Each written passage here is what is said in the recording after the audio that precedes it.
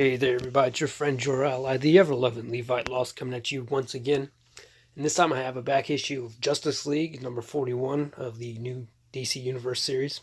This one came out, say, last year, so it's not really too important, but we'll get into it. First thing first, I want to say I really like this cover. This is actually the reason I even picked this comic up in the first place, because this cover just grabbed me. I like the drama of it, the way everything is, the colors. You got this bright red figure here. It's big, it's dramatic, it shows action, and it shows the emotional response of the different characters. Like I gotta say, it's like, honestly, just look at Batman real quick. It looks like he's into it. Like he's like, yeah, finally Cyborg's getting it. But whatever. Also, that's another point. Also, I also just like the character design of this character. We get into the book, we find out he's a villain, more or less, called Red Lion. I gotta say, I like this design. It's pretty much just Black Panther suit colored red, but then you've got this fur that sort of comes over onto the back. There's only a few characters I can think of that have this, but it always plays off really well because, I mean, hair's always a difficult thing to draw, but this sort of stuff is relatively simple to kind of just flesh out.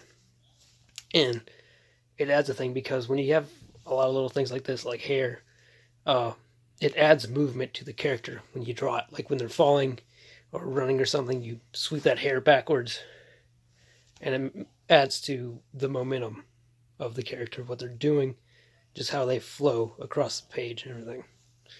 Like I said, there's only a few characters that actually do that. There's Sabretooth, in DC Comics, there's the Creeper, and what was that one? Kurt Busiek's Astro City. There's a character called Jack in the Box. He's got that going on. I really like that element, but not a lot of people do it. I wish more characters had this going on because I think it adds something primal, something sort of beast-like to the character's design. Anyways, let's get inside. There's not a whole lot I want to talk about story-wise, but just a few things that's going on with the artwork that I want to address. Overall, I like the artwork. I think it's really good. I like the colors. They sort of pop. They're vibrant. They contrast well. But there's some moments, like I'll get to it, like this.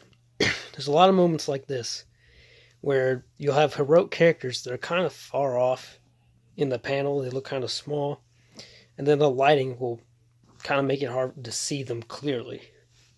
That may be intentional, just like trying to add to the theme of the story, but I'm not entirely sure. Like there's this one panel here of Wonder Woman running towards a crowd of people. And like I know what they're getting at. They're trying to show Wonder Woman going to save these people, and there's a bunch of them, so they had to use a really wide shot in order to get that many people in frame.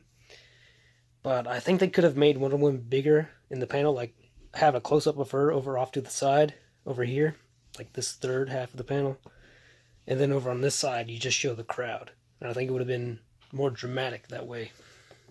And then another thing I want to address is this series of panels here on this page. This, I feel like, is cheating. A little bit. And like I know, let me explain. You got this figure here is the same as this figure here, except they've colored the forearm a little bit differently. Just added a little bit different shading. And then for the next three panels, let's see. That's a bit different, but this, and this are all the same drawing. Just added 3 different times. And I can't get too mad because I know artists aren't getting paid all that much to do original figure drawing in every single panel. But I feel like this much is cheating because nothing is changing between these 3 panels. There's no sense of movement, no sense of action really. And I don't know, like it just bothers me a little bit because, you know, in the old days they didn't have Photoshop or anything. They couldn't just copy paste this sort of thing. So everything had to be done originally. And I guess for that's why they got all those weird dramatic panels where like the angle would shift 180 degrees between one panel and the next because they get bored and just if you had to do this, this, and this all by hand, making it identical, you'd get bored, and so you shift it up. It's only when you're doing it digitally and you can copy paste this stuff that you end up doing these decompressed sort of storytelling techniques where everything's the same panel to panel. But anyways, it just kind of set me on edge that little bit. But like, I can understand why they did it. I don't agree with doing it, is all. But overall, like I say, this book has pretty good artwork, I think. Most of the DC books I've picked up in the last couple of years, the artwork, I gotta say, has been pretty good. It's a lot less hit and miss than the Marvel stuff is. Like, this is pretty solid stuff going on here.